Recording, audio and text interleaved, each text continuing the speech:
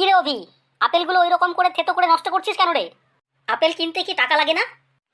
মানে বাবা স্কুলে মাস্টারমশাই বলেছিলেন আপেলে নাকি প্রচুর পরিমাণে ভিটামিন থাকে, কিন্তু দেখো কোনো আপেলেই তো আমি ভিটামিন দেখতে পেলাম না।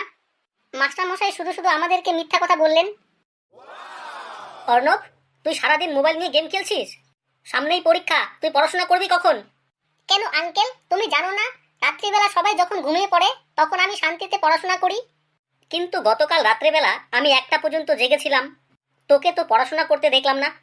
আরে আঙ্কেল, আমি বললাম না যে কেউ জেগে থাকলে আমি পড়তে বসি না। মাস্টার মশাই, আমার ছেলে পড়াশোনায় খুব ভালো, জানেন তো, যে কোনো জিনিস একবার পড়েই ওর হয়ে যায়।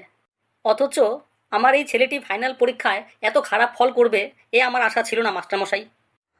হ্যাঁ প্রধান মশাই, শুধু আপনার ছেলেই নয়, এবার স্কুলের প্রায় অধিকাংশ ছেলেই এগ্রিগেটে কম নাম্বার পেয়েছে। কিন্তু কেন মাস্টার মশাই, এগ্রিগেটে বাচ্চারা এত কম নাম্বার কেন পেল? আপনার স্কুলে এগ্রিগেটের কোনো ভালো শিক্ষক নেই বুঝি? আরে হলোটা কি? নতুন ব্লেড, তাও দাড়ি কাটতে পারছি না কেন? গতকালই তো ব্লেডটা কিনে এনে রেখেছিলাম। মামু, তুমি এই মাঠের মধ্যে একা একা দাঁড়িয়ে কি করতেছো? দেখছিস না দাড়ি কাটতে পারছি না। পল্টু, তুই কি আমার ব্লেড নিয়েছিলি নাকি রে? ব্লেড? হ্যাঁ মামু, আমি কাল একবার নিয়েছিলাম। ও তাই তো বলি, ব্লেড দিয়ে দাড়ি কাটতে পারছি না কেন? মামু, তোমার দাড়িগুলো কি পেন্সিলের থেকেও শক্ত যে ব্লেড দিয়ে কাটতে পারছো না? আরে এবার জানিস শান্তা, অনেক ক্লাব নাকি সরকারকে টাকা ফিরিয়ে দিচ্ছে। এবারে তো তাহলে সরকারের কাছে অনেক টাকা থাকবে বল।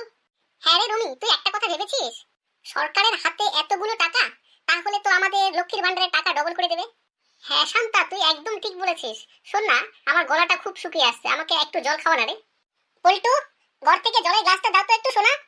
যাক, এবার লক্ষ্মীর ভান্ডারে ডবল টাকা পেলে পুজোতে বেশ জমিয়ে কেনাকাটা করা যাবে বল। পল্টু, তোমায় কি বললাম শুনতে পাওনি বুঝি? মা, ঘরে কাচের গ্লাস আর স্টিলের গ্লাস আছে, কিন্তু জলের গ্লাস তো পেলাম না।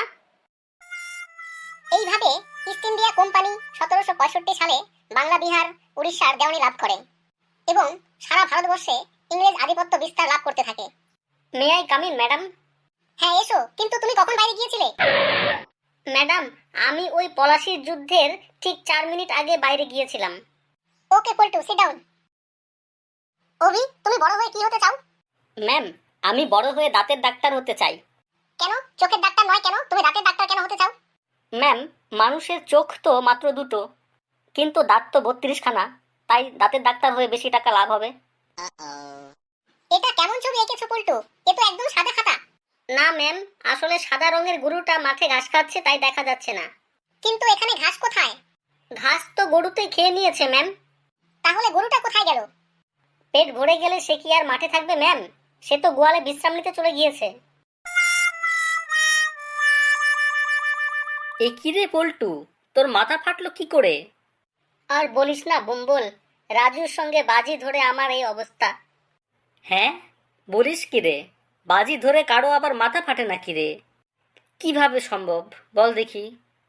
দুঃখের কথা কি কব ভাই, আমি রাজুর সঙ্গে বাজি ধরেছিলাম যে ও আমাকে পিঠে নিয়ে পাইপ দিয়ে দোতলায় উঠতে পারবে না। সেই মতো রাজু আমাকে পিঠে নিয়ে দোতলায় উঠতে যাচ্ছিল, কিন্তু মাঝপথে রাজুর পা পিছলে যাওয়াতে দুজনেই নিচে পড়ে গেলাম।